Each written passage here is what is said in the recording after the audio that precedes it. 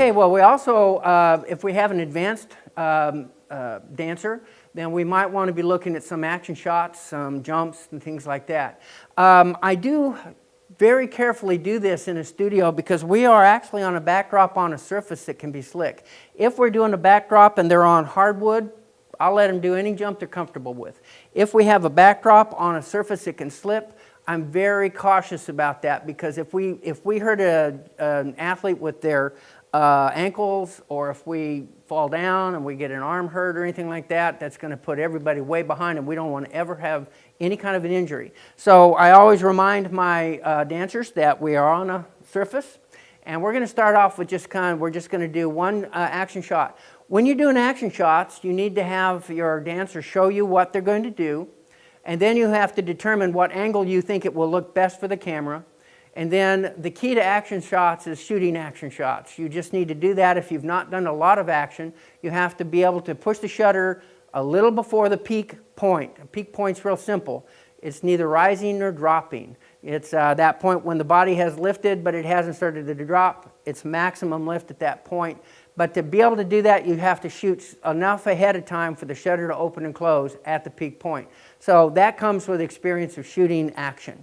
Okay, Chloe, will you show me just, we're not going to leave the ground on this first one. We're just going to lift right up to it. I do not want you to hold anything that we do. It's all a mark. You just get up there, mark, and I'll be ready for that. Let me see your first one for me. Good, okay. That's beautiful. That foot's going to be extended right in here. If you notice, though, she has to do a prep, which means she's going to move to the center. So I'm going to probably either pre-focus or be a fast focus, depending on the lens and camera you're using. But I have to prepare for that preparation into it. Okay, Chloe, this time we're just going to do it. And when your count's ready, and go. Good. Okay, we're going to do that one more time. I usually do two. That was right on. I've got her there, and very nice. And I have got both of those right at the peak point.